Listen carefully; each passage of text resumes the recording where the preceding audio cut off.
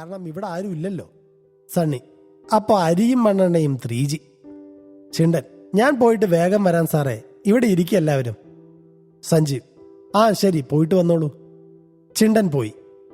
സഞ്ജീവ്: വിജയ്, എടാ കുറച്ച് കാര്യങ്ങൾ സംഘടിപ്പിച്ചെടുക്കാനുണ്ട്. വിവേകും നീയും കൂടെ ഒന്ന് പുറത്ത് പോകേണ്ടി വരും. സണ്ണി: ആ കുപ്പിയെടുക്കുന്ന കാര്യമല്ലേ? അനൂപ്: തീറ്റയും കുടിയും മാത്രമേ ഓർമ്മയുള്ളൂ, ശവം. സണ്ണി: പിന്നെ തിന്നണ്ടേ കുടിക്കണ്ടേ? ഇങ്ങനെ ഇരുന്ന് തപസ് ചെയ്യാം ഞാനിനി.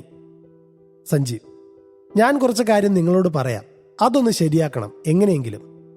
വിജയ്: എന്തുവാ ചേട്ടായി, പറയ്. സഞ്ജീവ്: കുറച്ച് ബോംബ് തരപ്പെടുത്താൻ പറ്റുമോ? സണ്ണി: ബോംബോ? വിജയ്: എന്തിനാ ചേട്ടായി അത്? സഞ്ജീവ്: നാളെ അവന്റെ കഞ്ചാവ് പാടം മൊത്തം എരിച്ചു ചാമ്പലാക്കണം. വിജയ്: സംഘടിപ്പിക്കാം. സഞ്ജീവ്: പിന്നെ യാത്രയ്ക്കാവശ്യമായ സാധനങ്ങൾ വാങ്ങണം. വിവേക്: അത് ഞങ്ങളേറ്റ്. സണ്ണി: കുപ്പിയും എടുക്കണം. പൈസ ഇവന്റേന്ന് മേടിച്ചോ, വിജയെ ചൂണ്ടി സണ്ണി പറഞ്ഞു. വിവേക്: അയ്യടാ. വിജയ്: വാങ്ങിച്ചു തരാം പോരെ. സഞ്ജീവ്: എന്നാ നിങ്ങൾ പുറപ്പെട്ടോ, ഇപ്പൊ തന്നെ കുറച്ച് പെട്രോൾ കൂടി വാങ്ങണം. വിജയ്: ഏറ്റു ഞാൻ. എന്റെ അമ്മാവനെ വിളിച്ചു പറയാം, പുള്ളി ഇവിടെ എത്തിക്കും. എന്തായാലും ഞാനും വിവേകും കൂടി പോയിട്ട് വരാം. അങ്ങനെ അവർ രണ്ടുപേരും കൂടി നേരെ ടൗണിലേക്ക് യാത്ര തിരിച്ചു. സഞ്ജീവ്: കഴിവതും വേഗം വരാൻ ശ്രമിക്കണം. വിജയ്: ശരി ചേട്ടായി. അങ്ങനെ ഷേർഖാന്റെ സാമ്രാജ്യം തകർക്കാനുള്ള നടപടികൾ മുന്നോട്ട് വെച്ചുകൊണ്ട് അവർ അവരുടെ പ്ലാനിങ് തുടങ്ങി.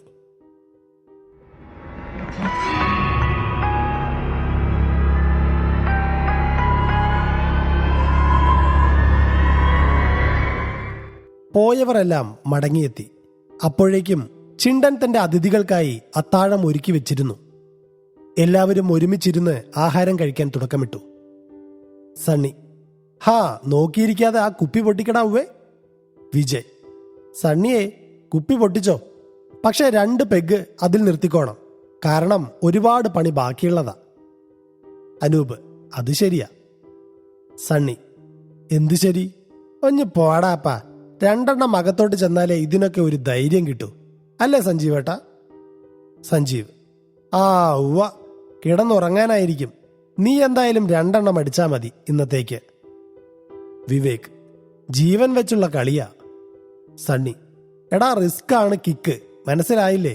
റിസ്ക് എടുക്കുമ്പോൾ കിക്ക് ആകണമെന്ന്. വിവേക്: അവസാനം വീണ് കിടന്നാൽ എടുക്കാൻ ആരും കാണില്ല. അനൂപ്: ഞങ്ങൾക്കും തഞ്ചീവൻ പൊഞ്ചീവൻ. സഞ്ജീവ്: ആ മതി മതി, അതവിടെ നിൽക്കട്ടെ. ചിണ്ട, എങ്ങനെയാ ബാക്കി കാര്യങ്ങൾ? ചിണ്ടൻ: സാറേ, അത് നമുക്ക് ഒരു 2 മണിയാകുമ്പോൾ ഇവിടെ നിന്ന് തിരിക്കണം. കാട്ടിലൂടെ നടന്നാൽ 1 മണിക്കൂർ മതി അവിടെ എത്താൻ. സഞ്ജീവ്: എന്നിട്ട് ബാക്കി പറ. ചിണ്ടൻ തുടർന്നു: അതായത് നമ്മൾ നേരെ ചെന്ന് കയറുമ്പോൾ അവിടെ പൂപ്പരത്തി വെള്ളച്ചാട്ടമുണ്ട്. അത് കഴിഞ്ഞ് കാട്ടിലൂടെ പോയി ചെന്ന് കയറുന്നത് മണ്ണിട്ടൊരു വഴിയിലാണ്. അവിടുന്ന് നിങ്ങൾ ഇടത്തേക്കും ഞാൻ വലത്തേക്കും പോകും. സഞ്ജീവ്: അതെന്താ അങ്ങനെ? ചിണ്ടൻ: ഇടത്തേക്ക് നിങ്ങൾ പോയി നേരെ ചെല്ലുന്നത് കരടിപ്പാറയിലാണ്. അവിടെ നിന്ന് പാറക്കെട്ട് കയറി മുകളിലെത്തിയാൽ അവന്റെ കോട്ടയിലെത്താം. ഞാൻ പോകുന്ന വഴി ആ കോട്ടയുടെ പുറകു വശത്തേക്ക് എത്തുന്നതാണ്. രാത്രിയും പിന്നെ മറ്റാരുടെയും ശല്യമില്ലാത്തതുകൊണ്ടും വന്യമൃഗങ്ങൾ വന്നാൽ ഓടിക്കാൻ കുറച്ച് കാവൽക്കാർ മാത്രമേ കാണൂ. അവരുടെ ശ്രദ്ധ തിരിച്ചുവിടാൻ ഞാൻ ശ്രമിക്കാം. ആ സമയം നിങ്ങൾ അവിടെ ചെയ്യേണ്ടത് ചെയ്യണം. സഞ്ജീവ്: എങ്ങനെയാണ് ശ്രദ്ധ തിരിക്കാൻ പോകുന്നത്? ചിണ്ടൻ: ഞാൻ കാട്ടാനയുടെ ശബ്ദമുണ്ടാക്കി അവരുടെ ശ്രദ്ധ തിരിക്കാം. സണ്ണി: ഷേ, വിഷയം. ഇതറിഞ്ഞിരുന്നെങ്കിൽ കുറച്ച് മിമിക്രിക്കാരെ കൂടി വിളിക്കാമായിരുന്നു. അപ്പൊ പിന്നെ ആന മാത്രമാക്കണ്ട, കരടിയും പുലിയും സിംഹവും ഒക്കെ ആകാമായിരുന്നു. വിജയ്: 2 കിളിപോയടെ നിന്റെ. അനൂപ്: നല്ല ഹെവി 3G ഐഡിയ, എണീറ്റ് പോടെ. സഞ്ജീവ്: ആ അത് വിട്ടേക്ക്. ചിണ്ട, നീ ബാക്കി പറ. അതായത് ഞങ്ങൾ അങ്ങനെ പോയാൽ നീ അവിടെ എത്തിയെന്ന് ഞങ്ങൾ എങ്ങനെ അറിയും? അനൂപ്: അത് ചോദ്യം. വിവേക്: സഞ്ജീവേട്ടാ, എൻ്റെ ഒരു ഫോണുണ്ട്, അത് ഇവന് കൊടുക്കാം. നമ്മൾ അവിടെ എത്തുമ്പോൾ ഇവനെ വിളിച്ചാൽ മതിയല്ലോ. വിജയ്: അതിന് ഇവന് ഫോൺ ഉപയോഗിക്കാൻ അറിയാമോ? വിവേക്: അത് ഞാൻ പറഞ്ഞു കൊടുക്കാം. സഞ്ജീവ്: എന്നാ പിന്നെ അങ്ങനെ ആവട്ടെ. സണ്ണി: ആയാലും ആയില്ലെങ്കിലും ഞാൻ നിന്നെയും കൊണ്ടേ പോവുള്ളൂ എൻ്റെ പെണ്ണെ. അനൂപ്: എന്തുട്ട്? സണ്ണി: ഓ, ഒരു മെസ്സേജ് അയക്കാനും പാടില്ലേ? അനൂപ്: എണീറ്റ് പോടെ. സണ്ണി: ഓടെ, ഞാൻ എൻ്റെ പെണ്ണിന് 2 മെസ്സേജ് അയച്ചിട്ട് വരാം. ബാക്കി നിങ്ങൾ പ്ലാൻ ചെയ്യ്. പിന്നെ വേണ്ടി വന്നാൽ പോണ ആദിവാസി മലയുടെ ബ്ലൂ പ്രിന്റ് ചോദിച്ചാൽ മതി. ഇവൻ തരും. അല്ലടാ ചിണ്ടാ? വിവേക്: ഒരു പ്രിന്റും വേണ്ടേ, ഇത് നമ്മൾ നോക്കിക്കോളാം. നീ പോയി മെസ്സേജ് അയക്കാൻ നോക്ക്. ചിണ്ടൻ: സാറേ, ഒരു ചെറിയ പ്രശ്നമുണ്ട്. സഞ്ജീവ്: എന്താ അത്? ചിണ്ടൻ നേരെ കുടിലിന്റെ ഉള്ളിലേക്ക് കയറിപ്പോയി തിരികെ ഒരു സഞ്ചിയുമായി വന്നു. അതിൽ നിന്ന് നല്ല മൂർച്ചയുള്ള വാളെടുത്ത് സഞ്ജീവിന് നേരെ നീട്ടി. എന്നിട്ട് പറഞ്ഞു: നിങ്ങൾ പോകുന്ന ആ കരടിപ്പാറ എന്ന സ്ഥലം വന്യജീവികളുടെ ആസ്ഥാനമാണ്. ഇതിരിക്കട്ടെ ഒരു ധൈര്യത്തിന്. വിജയ്: ഹേയ്, അതൊന്നും വേണ്ട. എടാ വിവേകേ, നീ ആ ബാഗ് ഇങ്ങെടുത്തേ. വിവേക് ബാഗ് എടുക്കുന്നു. ബാഗ് തുറന്ന് വിജയ് തോക്കെടുക്കുന്നു. കണ്ടോ, അമ്മാവന്റെ വക സ്പെഷ്യൽ സാധനമാണ്. സഞ്ജീവ്: ഇത് കൊള്ളാമല്ലോ. വിജയ്: ഇതിന് കളഞ്ഞു പോയാലും പ്രശ്നമില്ല. സഞ്ജീവ്: അത് നന്നായി. എന്തായാലും അപ്പൊ ഇന്ന് 2-1 തീരുമാനമാകും. എന്നാ പിന്നെ എല്ലാവരും ഒന്ന് വിശ്രമിക്ക്. വെളുപ്പിന് നേരത്തെ ഇറങ്ങാം. സമയം കടന്നുപോയി. രാത്രിയുടെ നിശ വിളിച്ചറിയിച്ചുകൊണ്ട് ദൂരെ നിന്ന് ചെന്നായ്ക്കൾ ഓരിയിട്ടു. എല്ലാവരും തയ്യാറായി. അവർ അവരുടെ ദൗത്യം ഏറ്റെടുത്തുകൊണ്ട് യാത്ര തിരിച്ചു. മലയടിവാരത്തിൽ കൂടി കൊടും തണുപ്പിലൂടെ അവർ നടന്നു. മിന്നാമിനുങ്ങുകൾ തിങ്ങി നിറഞ്ഞ പൂപ്പരത്തി വെള്ളച്ചാട്ടത്തിന്റെ വക്കിലൂടെ അവർ നടന്നു നീങ്ങി. മുന്നിൽ ചിണ്ടനായിരുന്നു ആ യാത്രയുടെ പടത്തലവൻ. ഒടുവിൽ അവർ ആ മൺപാതയുടെ നടുവിൽ എത്തിച്ചേർന്നു. നേരെയുള്ള വഴിയിൽ കുറച്ചകലെയായി നേരിയ വെളിച്ചം കാണുന്നുണ്ടായിരുന്നു. അതായിരുന്നു അവരുടെ ലക്ഷ്യസ്ഥാനം. ഒരൽപ്പം കൂടി മുന്നോട്ട് ചെന്നപ്പോൾ സണ്ണി തന്റെ പെണ്ണിന് മെസ്സേജ് അയച്ചുകൊണ്ടാണ് മുന്നോട്ട് നീങ്ങിയത്. ആയതിനാൽ തന്നെ ചുറ്റും ശ്രദ്ധിച്ചതുമില്ല. പെട്ടെന്ന് ചിണ്ടൻ നിൽക്കുകയും എന്തോ ഒന്ന് മണം പിടിക്കുകയും ചെയ്തു. പൊടുന്നനെ പിന്നിൽ വന്ന് എല്ലാവരെയും ചേർത്ത് പിടിച്ചുകൊണ്ട് ചിണ്ടൻ വലതുവശത്ത് കണ്ട പാറയുടെ സൈഡിലായി ചാടി മാറി. ആർക്കും ഒന്നും മനസ്സിലായില്ല. മെസ്സേജ് അയക്കുന്നതിനിടയിൽ തട്ടിമറിച്ചിട്ടതിന് സണ്ണി ചിണ്ടനോട് എന്താടോ കാണിക്കുന്നേ എന്ന് ചൂടായി. ചിണ്ടൻ മിണ്ടരുത് എന്ന് ആംഗ്യം കാണിച്ചു. എല്ലാവരുടെയും മുഖം ചിണ്ടന്റെ മുഖം തന്നെ ശ്രദ്ധിച്ചു. വിറയ്ക്കുന്ന കൈകൾ കൊണ്ട് ചിണ്ടൻ മുന്നിലേക്കായി ചൂണ്ടിക്കാണിച്ചു. അവിടെ കാടിന്റെ ഇരുട്ടിനെ പ്രണയിച്ചുകൊണ്ട് അലസമായി കൊമ്പുകുലുക്കി ഒരു കറുത്ത രൂപം അവർക്ക് മുന്നിലേക്ക് വന്നു. ഒരു ഒറ്റയാൻ. എല്ലാവരും ഞെട്ടിത്തരിച്ച നിമിഷമായിരുന്നു അത്. പക്ഷേ കൊലവെറിയിൽ ചിഹ്നം വിളിച്ചു വന്ന അവൻ ഇവരെ ആരെയും തന്നെ കണ്ടിരുന്നില്ല. കുറച്ചുനേരം വഴിമുടക്കിയായിട്ട് നിന്നിട്ട് പതുക്കെ പതുക്കെ അവൻ കാടിന്റെ ഉള്ളിലേക്ക് തന്നെ കയറിപ്പോയി. ചിണ്ടൻ: ഇത് കാടാണ്. ഓരോ അനക്കവും ശ്രദ്ധിക്കണം. അല്ലെങ്കിൽ പിന്നെ സാറിന് ഇത് നോക്കി കുത്താൻ ജീവൻ കാണില്ല. സണ്ണി ഒന്ന് ചമ്മി. എല്ലാവരും എണീറ്റ് മെല്ലെ ആ പാറക്കെട്ടിന്റെ വശങ്ങളിൽ നിന്ന് വീണ്ടും മൺപാതയിലെത്തി മുന്നോട്ട് യാത്ര തുടർന്നു. ഒരു 10 മിനിറ്റ് യാത്രയോടെ അവർ ഒരു വലിയ മരത്തിന്റെ അടുത്തെത്തി. ചിണ്ടൻ: സാറേ, ഈ വഴിയാണ് നിങ്ങൾക്ക് പോകാനുള്ളത്. സൂക്ഷിക്കണം. സഞ്ജീവ്: എവിടെ നിന്നോ വന്ന് കണ്ടുമുട്ടി. ഇതൊരു അന്ത്യമാകരുത്. നമുക്ക് ജയിക്കണം. നീയും സൂക്ഷിക്കണം. ആ ഫോൺ കിട്ടിയോ? വിവേക്: ഞാനത് കൊടുത്തു ചേട്ടായി. സഞ്ജീവ്: ശരി, ഞങ്ങൾ അവിടെ എത്തിയാൽ ഉടനെ നിന്നെ വിളിക്കും. ചിണ്ടൻ: ശരി സാറേ. അങ്ങനെ അവിടെ വെച്ച് അവർ പിരിഞ്ഞു. ആ വഴിയെക്കുറിച്ച് ചിണ്ടൻ പറഞ്ഞതിലും 100 മടങ്ങ് പേടിക്കാനുണ്ടായിരുന്നു. കരിയില നിറഞ്ഞ വഴി, ഇരുവശങ്ങളിലും വൻ മരങ്ങളും കുറ്റിച്ചെടികളും ഇഴജന്തുക്കളുടെ അനക്കവും പോലെ തോന്നി. പക്ഷേ ലക്ഷ്യം നേടാനുള്ളത് നടപ്പിന്റെ ഇടയിൽ അവർ അതൊന്നും കാര്യമാക്കിയില്ല. പോയി പോയി അവർ കുറെ പാറക്കെട്ട് നിറഞ്ഞ സ്ഥലത്തെത്തി. സഞ്ജീവിന് ചിണ്ടൻ പറഞ്ഞത് ഓർമ്മ വന്നു.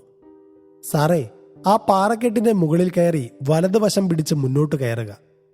സഞ്ജീവ് മുന്നിൽ തന്നെ പോയി. അപ്പോഴേക്കും പിറകിൽ നിന്ന് ഒരു വിളി വന്നു. അത് സണ്ണിയായിരുന്നു. സഞ്ജീവേട്ടാ. സഞ്ജീവ്: എന്താടാ? ഒന്ന് നിൽക്കുമോ? സഞ്ജീവ്: എന്താ കാര്യം പറയേ? സണ്ണി: ഒരു ശങ്ക. അനൂപ്: അയ്യേ, കുറച്ച് നടന്നപ്പോ തന്നെ ഇവൻ ഇച്ചിമുള്ളണം. സണ്ണി: അതെന്താടാ, നീ ഇതുവരെ മുള്ളിയിട്ടില്ലേ? അനൂപ്: ഇങ്ങനെ ദയനീയമായി മുള്ളിയിട്ടില്ല. സണ്ണി: ആ, നമ്മ ദയനീയ ടീമാണ്. ഇങ്ങനെ പറ്റൂ. സഞ്ജീവ്: ഹോ, ഇനി അതിന്റെ പേരിൽ വഴക്ക് വേണ്ട. ചെന്ന് സാധിക്കാൻ നോക്ക്. സണ്ണി: അല്ല പിന്നെ.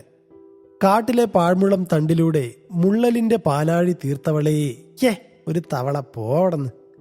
അനൂപ്: ആഹാ, നല്ല തല്ലിപ്പൊളി പാട്ട്. വിജയ്, ഒന്ന് വേഗം വാടാ. സണ്ണി, വരുവാടാ. ഒരു വശത്തായി നിന്ന പാറയുടെ മുന്നിൽ ചെന്ന് മുള്ളാൻ നിന്ന സണ്ണി പെട്ടെന്ന് മുന്നിലൊരു അനക്കം പോലെ കേട്ടു. എന്തോ ഒന്ന് അടുത്തേക്ക് വരുന്ന പോലെ. കണ്ണടച്ച് തുറക്കും മുമ്പ് തൊട്ടു മുന്നിൽ കറുത്ത ഭീമാകാരമായ ഒരു രൂപം. പെട്ടെന്ന് മാനത്ത് മിന്നലടിച്ചു. ആ മിന്നലിന്റെ വെളിച്ചത്തിൽ സണ്ണി കണ്ടു.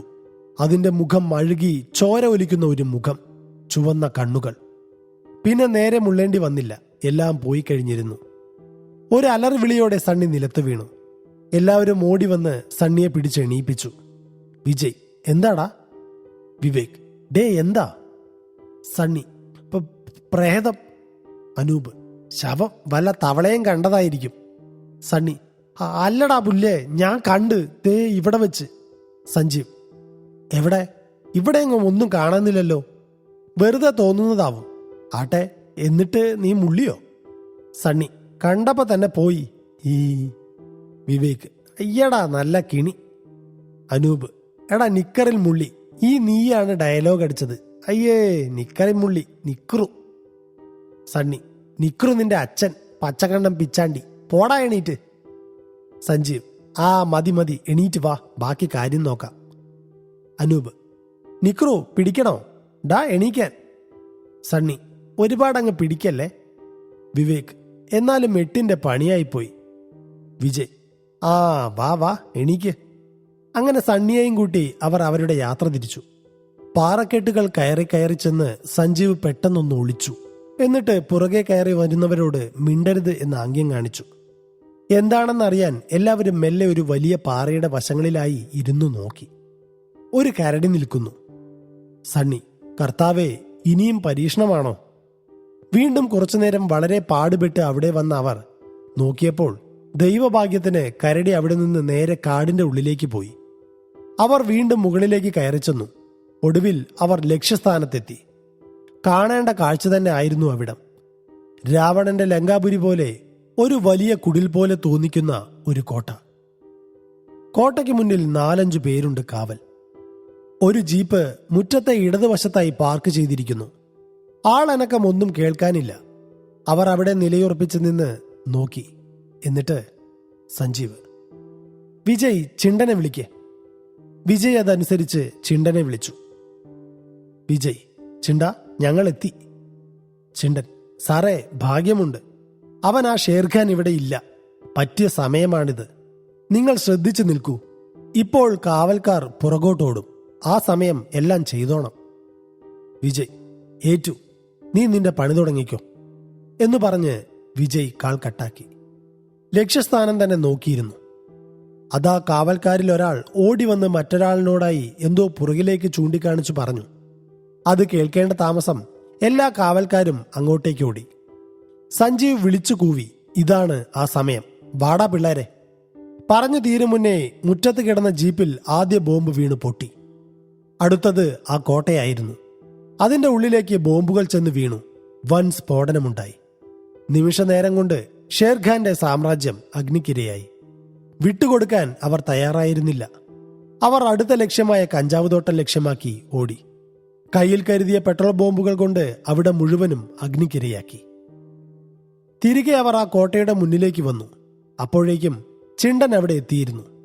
കയ്യിലിരുന്ന അവസാന ബോംബ് കൂടി സഞ്ജീവ് ആ കോട്ടയിലേക്ക് എറിഞ്ഞു. അതോടെ ആ കോട്ടയും പരിസരവും മുഴുവനായി അഗ്നിക്കിരയായി.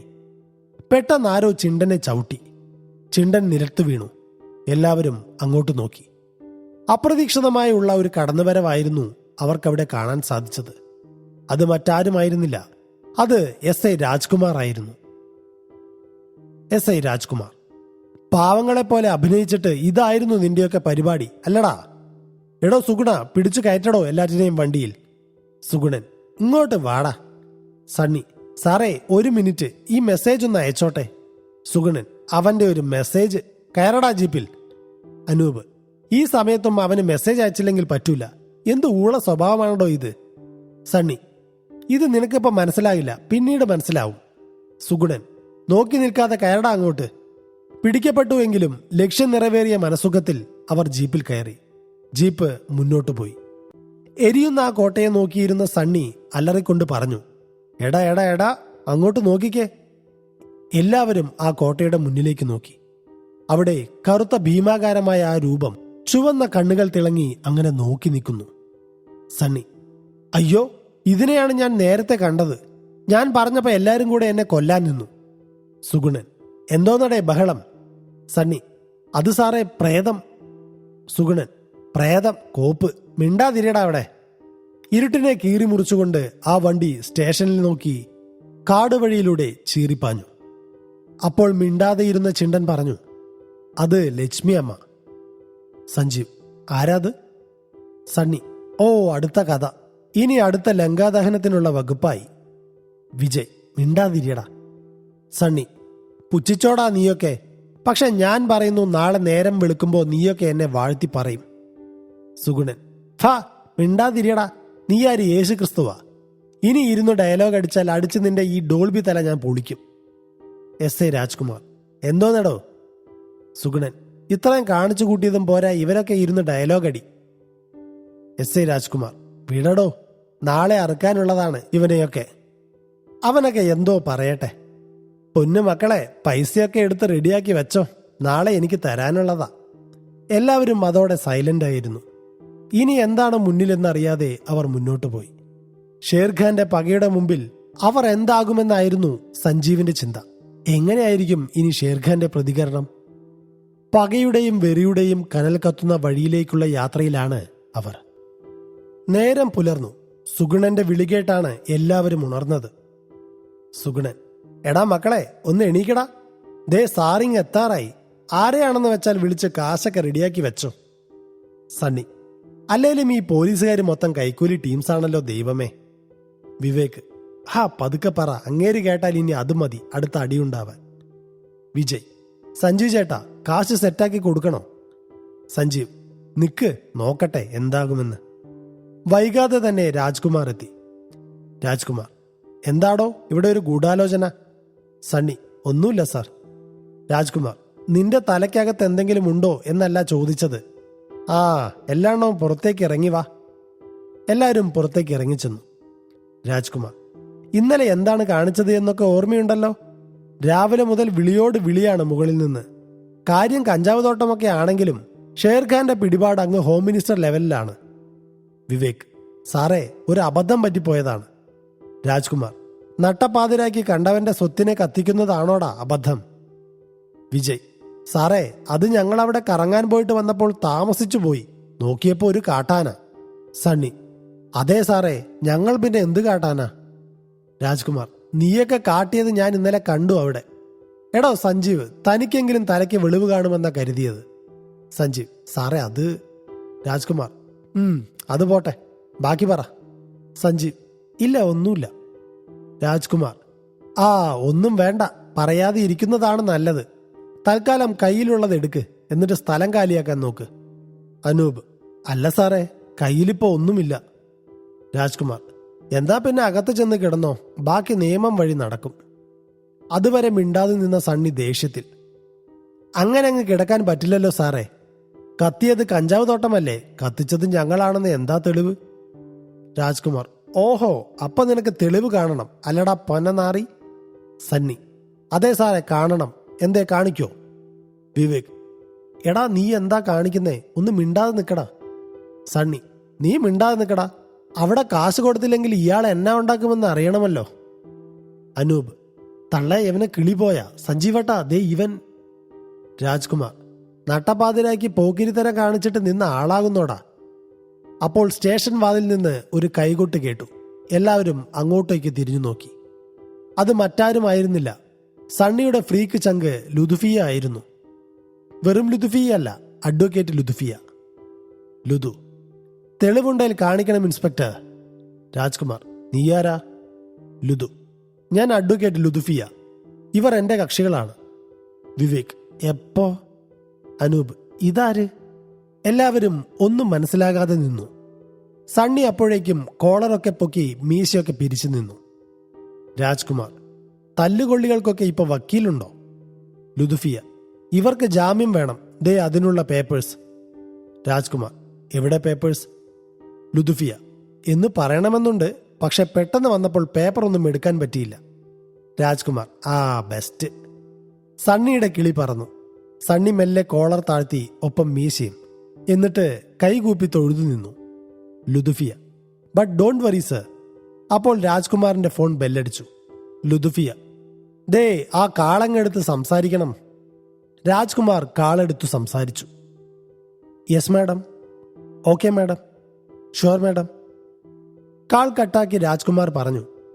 വന്ന വക്കീൽ ആള് ബണ്ടൂസാണെങ്കിലും ഷേർഖാന്റെ ലെവൽ പിടിപാടുണ്ടല്ലോ. വിളിച്ചത് IG ആണ്. സൽമ മാഡം. വേഗം ഇറക്കി വിട്ടേക്കാൻ പറഞ്ഞു. രാജ്കുമാർ: എന്തുവാടെ നോക്കി നിൽക്കുന്നേ? ഇറങ്ങിപ്പോടാ. ഇനി മേലാൽ ഈ പരിസരത്ത് കണ്ടുപോകരുത്. Ludufiya: okay sir, thank you so much. Rajkumar: ആ ആയിക്കോട്ടെ. എല്ലാവരും പുറത്തേക്ക് ഇറങ്ങി. രാജ്കുമാർ: ഡേ ഇങ്ങ് വന്നേ. വിജയ്: എന്താ സാർ? രാജ്കുമാർ: ദേ ഈ കാട്ടുവാസിയെ കൂടെ വിളിച്ചോണ്ട് പോ. ഇല്ലെങ്കിൽ ഇനി ആദിവാസി യുവാവിനെ പേടിപ്പിച്ച കേസ് കൂടി എന്റെ തലയിലാവും. വിജയ്: ഷെടാ ചിണ്ടൻ, ഡാ ഇങ്ങി ഇറങ്ങിപ്പോര്. ചിണ്ടൻ: പോണേ സാർ. രാജ്കുമാർ: യോ നീ പോയില്ലടേ, ഒന്ന് ഇറങ്ങിപ്പോടേ. സഞ്ജീവ്: ശരിക്കും എന്തുവാ സംഭവിച്ചേ? വിജയ്: എനിക്കൊന്നും മനസ്സിലാകുന്നില്ല.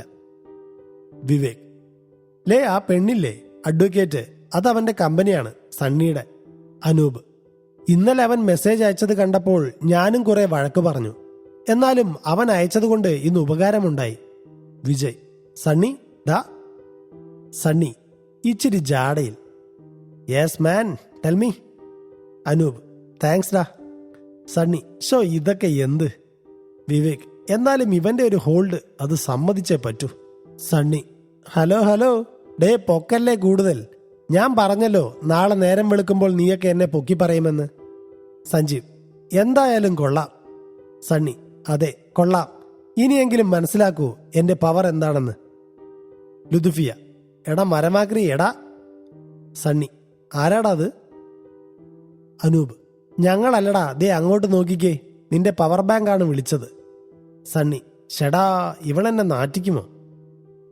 ആ പറയുമോളെ, ഒരുപാട് നന്ദിയുണ്ട് കേട്ടോ. ആ ഇതൊക്കെയാണ് ഞാൻ പറയാറുള്ള എൻ്റെ ഫ്രണ്ട്സ്. ലുദുഫിയ: ആ എനിക്കറിയാം, ഇത് സഞ്ജീവേട്ടൻ, ഇത് അഹങ്കാരിയായ പണക്കാരൻ വിജയ്, ഇത് മണ്ടൻ അനൂപ്, ഇത് ജാട വിവേക്. എന്നോടെല്ലാം സണ്ണിച്ചായൻ പറഞ്ഞിട്ടുണ്ട്. അനൂപ്: മണ്ടൻ ഇവന്റെ മാപ്പിള, ശരിയാക്കി തരാടാ. ലുദുഫിയ: എനിവേ ബ്രോസ്, ഞാൻ ലുദുഫിയ. എല്ലാവരും സന്തോഷത്തോടെ നന്ദി പറഞ്ഞു. സണ്ണി: എന്നാ പിന്നെ പോകുമല്ലേ? ലുദുഫിയ: അങ്ങനെ അങ്ങ് പോകാൻ പറ്റുമോ? ആദ്യം ചെമ്പെടുക്ക്. സണ്ണി: ചെമ്പ് അങ്ങ് പാളിഷ് ചെയ്ത് അക്കൗണ്ടിലിടാം, നീ പോ മോളെ ദിനേശി. ലുദുഫിയ: അയ്യടാ എവിടെ പോകാൻ? ഇന്നലെ പാതിരാത്രി ചാടിയതാണ് വീട്ടിൽ നിന്ന്, ഇപ്പൊ വരാമെന്ന് പറഞ്ഞിട്ട്. ഞാനിനി കുറച്ചു ദിവസം ഇവിടെ തന്നെ ഉണ്ടാവും. എന്റെ സർവ്വ ചിലവും ഫുൾ പ്രൊട്ടക്ഷനും ഇച്ചായനങ്ങ് ഏറ്റെടുക്കണം. അനൂപ്: അത് പൊളിച്ചു. വിവേക്: ഇവനാണേൽ പിന്നെ ദേ ഈ 3 പവന്റെ മാലയൊക്കെ ഉണ്ടല്ലോ, പണയം വെച്ചാണേലും ഫുൾ ചെലവ് നടത്തും, ഇല്ലെങ്കിൽ ഞങ്ങൾ നടത്തിക്കും. ലുദു: എന്നാ എന്തിനാ നോക്കി നിൽക്കുന്നേ? വാ പോയേക്കാം. എനിക്കാണേൽ നല്ല വിശപ്പ്. ആകെ മൊത്തം പെട്ടുപോയ അവസ്ഥയിൽ സണ്ണി: അത് പിന്നെ ഞങ്ങൾ ആണുങ്ങളുടെ കൂടെ താനൊരു പെണ്ണ്. ലുദു: 1 2 3 4 5, നിങ്ങൾ 5 പേർക്കും ഒരു അനീതി ഉണ്ടെങ്കിൽ കൂടെ ജീവിച്ചല്ലേ പറ്റൂ. സഞ്ജീവ്: അത് ശരിയാ മോളെ, സത്യമായ കാര്യം. സണ്ണി: എന്ത് സത്യമെന്ന്? എന്റെ മാല പോണ കേസാണ്. വിജയ്: പോണതങ്ങ് പോട്ടെ. ലുദുവേ ധൈര്യമായി കൂടെ വന്നോ, ആരും നിന്നെ ഒന്നും ചെയ്യില്ല. സണ്ണി: എന്റെ ദൈവമേ, എന്റെ മാല. അനൂപ്: വാ അളിയ, മല ഇടിഞ്ഞു വീഴുന്നു, അപ്പോഴാണ് അളിയന്റെ മാല. വിവേക്: ജാട വിവേക്, മണ്ടൻ അനൂപ്. അല്ലടാ പുല്ലേ, ഇന്ന് ശരിയാക്കി തരാമടാ. ചിണ്ടൻ അപ്പോഴും ലുദുവിനെ തന്നെ നോക്കി കൈകൂപ്പി നിന്നു. ലുദു: ഹായ്, ഇങ്ങ് അടുത്ത് വന്നേ ചേട്ടാ, ചോദിക്കട്ടെ. അപ്പോഴേക്കും ചിണ്ടന്റെ 2 കണ്ണുകളും നിറഞ്ഞൊഴുകി. ലുദു: അയ്യേ എന്തിനാ കരയണേ? വാ നമുക്ക് പോയി എന്തേലും കഴിക്കാം. ആ ദേഷ്യക്കാരൻ ചേട്ടായി, ഒരു ഓട്ടോ പിടിക്കേ. വിജയ്: ആ അപ്പൊ ഈ വണ്ടിയോ? ലുദു: ഇതിൽ ഞാനും സഞ്ജീവേട്ടനും കൂടി വരാം. സഞ്ജീവേട്ട കയറിക്കോ. അവർ അവിടെ നിന്ന് അടുത്തുള്ള ടൗണിലേക്ക് യാത്ര തിരിച്ചു. ആദ്യം സണ്ണിയുടെ മാല അങ്ങ് പണയത്തിൽ വയ്ക്കുന്ന സീനായിരുന്നു. എന്നിട്ട് എല്ലാവരും ഒരുമിച്ച് ഹോട്ടലിൽ കയറി ആഹാരം കഴിച്ചു. 6 പേരുടെയും ജീവിതത്തിലെ ഒരു വേറിട്ട നിമിഷമായിരുന്നു അത്. ഒരു പെങ്ങളുടെ സ്നേഹം അവർ അറിഞ്ഞു. ചിണ്ടൻ ആഹാരമെടുത്ത് വായിൽ വെച്ച് കൊടുത്തു. ചിണ്ടൻ പൊട്ടിക്കരഞ്ഞുപോയി. അപ്പോഴേക്കും എല്ലാവരും ചിണ്ടനെ ആശ്വസിപ്പിച്ചു. തന്റെ കുഞ്ഞു പെങ്ങളെ ആ ദ്രോഹി കൊന്നില്ലായിരുന്നെങ്കിൽ എന്ന് പറഞ്ഞാണ് ചിണ്ടൻ കരഞ്ഞത്. സഞ്ജീവ്: എടാ പോട്ടെ, സാരമില്ല. സ്വന്തം പെങ്ങളില്ലാത്തവർക്ക് ദൈവം ചിലരെ കൊണ്ടുതരും. ഇങ്ങനെ ദേ, ഇത് എൻ്റെ നിന്റെയുമൊക്കെ അനുജത്തിയാണ്. എല്ലാവരും സന്തോഷത്തോടെ ആഹാരമൊക്കെ കഴിച്ച് തിരിച്ച് കുടിലെത്തി. അപ്പോൾ ചിണ്ടന്റെ ഒരു സുഹൃത്ത് അവിടെ ചിണ്ടനെ കാണാൻ വന്നു. കുറച്ചു നേരം അവർ സംസാരിച്ചു. എന്നിട്ട് അയാൾ പോയി. എല്ലാവരും ആ മുറ്റത്തിരുന്നു. മാല പോയ വിഷമത്തിൽ സണ്ണിയും. സഞ്ജീവ്: ആരാ അയാൾ? സണ്ണി മനസ്സിൽ പറഞ്ഞു. തന്റെ കാലൻ, ഒന്ന് മിണ്ടാണ്ടിരിക്കണോ. ചിണ്ടൻ: എന്റെ സുഹൃത്താണ്. വിവേക്: എന്തിനാ വന്നത്? ചിണ്ടൻ: ഇന്നലെ നമ്മൾ ചെയ്ത കാര്യം കണ്ടത് ആ എസ്ഐയും കൂട്ടരും മാത്രമാണ്. വേറെ ആർക്കും ഒന്നും അറിയില്ല. സഞ്ജീവ്: അതെങ്ങനെ മനസ്സിലായി? ചിണ്ടൻ: അവൻ എന്നെ കാണാൻ വന്നത് ആ കാര്യം പറയാനായിരുന്നു. കാട്ടാന വന്ന് ഓടിക്കാൻ ശ്രമിക്കവേ തീ പടർന്നു എന്നാണ് എല്ലാവരും പറയുന്നത്. അങ്ങനെ അവന്റെ സാമ്രാജ്യം ഇല്ലാതെയായി. ഷേർഖാൻ ഇവിടെ ഇല്ല. ഉണ്ടായിരുന്നെങ്കിൽ ഇന്ന് ആ കാവൽ നിന്നവർ മരിച്ചേനെ. അവൻ അങ്ങനെയാണ്. അവനോട് ചെയ്യുന്ന ജോലിയിൽ കൂറ് കാണിച്ചില്ല എങ്കിൽ മരണമായിരിക്കും സമ്മാനം. വിജയ്: നമ്മളെന്തായാലും ഒരു കാര്യത്തിൽ ജയിച്ചു. ഇനി മുന്നോട്ട് എങ്ങനെ പോണം? സണ്ണി: എങ്ങനെ പോയാലും ഞാൻ ഉടനെ ഇവിടെ നിന്ന് പോകും. എന്റെ മാലയും പോയി, ഉള്ള മനസമാധാനവും പോയി. അനൂപ്: തള്ളു തള്ളു തള്ളേ. സഞ്ജീവ്: ഇന്നലെ സണ്ണി കണ്ടു പേടിച്ച ഒരു രൂപം നമ്മളും കണ്ടല്ലോ. അപ്പോ ചിണ്ടൻ പറഞ്ഞില്ലേ ലക്ഷ്മി അമ്മ എന്ന്? ആരാ അത്? ചിണ്ടൻ: പറയാം സാറേ. കാടും കാടിന് നിയമവും മനുഷ്യൻ എത്ര വലുതായി എന്ന് പറഞ്ഞാലും മാറില്ല. കണ്ടത് ശരിയാണെങ്കിൽ അവൻ കൊന്ന കാടിന്റെ കാവൽക്കാരിയായിരുന്ന ഞങ്ങളുടെ ലക്ഷ്മി അമ്മയുടെ പ്രേതം തന്നെയാണത്. സണ്ണി: പ്രേതോ? ചിണ്ടൻ: അതെ സാറേ. ഇവിടെ വളർന്ന് ഓരോന്ന് വെട്ടിപ്പിടിക്കാൻ തുടങ്ങിയപ്പോൾ അവന് ഹരം കയറി തുടങ്ങി. അങ്ങനെ വനത്തിൽ കൊള്ളയടി പാടില്ല എന്ന നിയമം നടപ്പിലാക്കാൻ ഇറങ്ങിയ വീരേന്ദ്രൻ അവர்களுടെ ഭാര്യയായിരുന്നു ഈ ലക്ഷ്മി അമ്മ. അവരെ ഗർഭിണിയായിരുന്നപ്പോൾ ഇവൻ ക്രൂരമായി കൊല്ലുകയായിരുന്നു. അത് പറഞ്ഞതും മാനത്ത് മിന്നലടിച്ചു, ഇടിവെട്ടി. ചിണ്ടൻ: അവന് പേടിയുണ്ട് ഇന്നും. അതാണ് അവന്റെ കഴുത്തിൽ അഘോരമന്ത്രം എഴുതി കെട്ടിയ ഒരു മാലയുണ്ട്. അതുള്ള കാലം ഒരു പ്രേതശക്തിക്കും അവനെ തൊടാൻ കഴിയില്ല. വിജയ്: ഇക്കാലത്തും പ്രേതമോ? ചിണ്ടൻ: പ്രേതത്തിന് കാലമോ കണക്കോ ഒന്നുമില്ല സാറേ. ഇനി ആരൊക്കെ ഇല്ലെന്ന് പറഞ്ഞാലും ഉണ്ട്. എനിക്ക് അനുഭവങ്ങൾ പലതുണ്ട്. അനൂപ്: നല്ല മഴ വരുന്നുണ്ട് എന്ന് തോന്നുന്നു. വിവേക്: എടാ വിജയ്, സഞ്ജീവേട്ടാ, വാ എണീക്ക്, അകത്തേക്കിരിക്കാം. ചിണ്ട, നീയും വാ. ചിണ്ടൻ: ഞാനിവിടെ ഇരുന്നോളാം സാറേ. വിഷമം കയറി നിൽക്കുമ്പോ നന്നായി ഒന്ന് മഴ നനയുന്നത് നല്ലതാ. മനസ്സൊന്ന് തണുക്കും. സണ്ണി: കുളിക്കേമില്ല, നനയ്ക്കേമില്ല. അപ്പൊ വല്ലപ്പോഴോ ഇങ്ങനെ മഴ നനയുന്നത് നല്ലതാ. ചിണ്ടൻ: ഹഹ, ഒന്ന് പോ സാറേ. ലുതുഫിയ: സണ്ണിച്ചായ, വാ നമുക്ക് മഴ നനയാം. സണ്ണി: ഒന്ന് പോടിയേ ഏപ്പരാച്ചി. അയ്യാ, മഴ നനയണം പോലും. ലുതു: നീ പോടാ മങ്കി. സണ്ണി: മങ്കി നിന്റെ അച്ഛൻ. ലുതു കയ്യിൽ കിട്ടിയ ഒരു കല്ലെടുത്ത് സണ്ണിയുടെ തലക്കിട്ടെറിഞ്ഞു. സണ്ണി: അയ്യോ, എന്റെ മണ്ട എറിഞ്ഞ് പൊട്ടിച്ചേ. ഇടി കുരുത്തം കെട്ടവളെ. അളിയ അനൂപേ, ഒന്ന് നോക്കടാ എന്റെ തല. അനൂപ്: അയ്യോ അളിയ, ഞാൻ മണ്ടനാണ്. നമ്മളില്ലേ നോക്കാൻ. സണ്ണി: പോടാ തെണ്ടി. എടാ വിവേകെ, ഒന്ന് വാടാ. വിവേക്: എനിക്കിന്നെന്തോ ഭയങ്കര ജാടയാണ് അളിയ. സണ്ണി: പൊര കത്തുമ്പോ അതിൽ നിന്ന് തന്നെ വാഴയും വെട്ടി സിഗരറ്റും വലിക്കണം കേട്ടോടാ ഊളെ. സഞ്ജീവ് ചേട്ടാ, ഒന്ന് നോക്കിക്കേ. സഞ്ജീവ്: എവിടെ നോക്കട്ടെ? ആ കൊള്ളാം, ഹർഭജൻ സിംഗ് ആയല്ലോ. മുഴയൊക്കെ വന്നല്ലോ തലയിൽ. സണ്ണി: അയ്യോ, മുഴച്ചോ? വിജയ്: ഒന്ന് മിണ്ടാണ്ടിരിയടാ അവിടെ. സണ്ണി: പോടാ. അയ്യോ, എന്റെ തല. ഉഫ്. എടി വെള്ളപ്പാറ്റ ലുതു, നിനക്ക് ഞാൻ വെച്ചിട്ടുണ്ട്. ലുതു: വെച്ചതങ്ങ് വാങ്ങി വെച്ചേക്കടാ പന്നിച്ചായ. അവരുടെ ചിരിയും കളിയും കണ്ട് മഴയും നോക്കി ചിണ്ടൻ ഇരുന്നു. തന്റെ പെങ്ങളുടെ ചിരിയും സന്തോഷവും എല്ലാം അവൻ ലുതുവിൽ കണ്ടു. സഞ്ജീവ്: ലുതുവേ, വീട്ടിൽ ആരൊക്കെ ഉണ്ട് മോൾക്ക്? ലുതു: അപ്പ, അമ്മ, ഞാൻ, ചേട്ടൻ. സഞ്ജീവ്: ഇങ്ങനെ ഇറങ്ങി വന്നാൽ കുഴപ്പമില്ലേ? ലുതു: അലമ്പ് കാണിക്കുന്ന പെമ്പിള്ളേർക്കല്ലേ ചേട്ടായി കുഴപ്പമുള്ളൂ. സഞ്ജീവ്: നാട്ടുകാർ അറിയാലോ. ലുതു: അവരെ നോക്കിയിരുന്നാൽ നമ്മുടെ സന്തോഷം പോകും.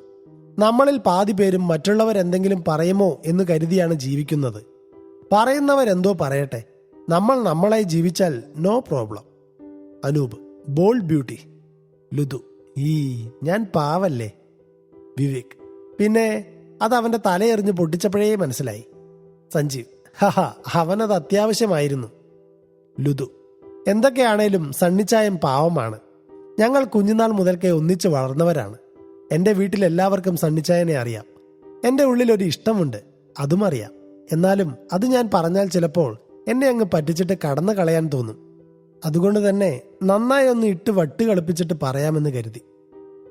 സഞ്ജീവ്: അമ്പടി ജിഞ്ചിന്നാക്കടി, അപ്പൊ അതാണ് കാര്യം. അങ്ങനെ പോരട്ടെ, ഓരോന്നായിട്ട് സത്യങ്ങൾ. ലുതു: കൂടുതലൊന്നും ഇല്ല ചേട്ടായി, ഇഷ്ടമാണ്. നോക്കട്ടെ, പടച്ചോണുണ്ടായാലും ഒന്നിക്കും, ഇല്ലേൽ എന്തേലും നടക്കും. ഞാൻ പോയി നിങ്ങൾക്ക് കട്ടൻ ചായ എടുക്കാം.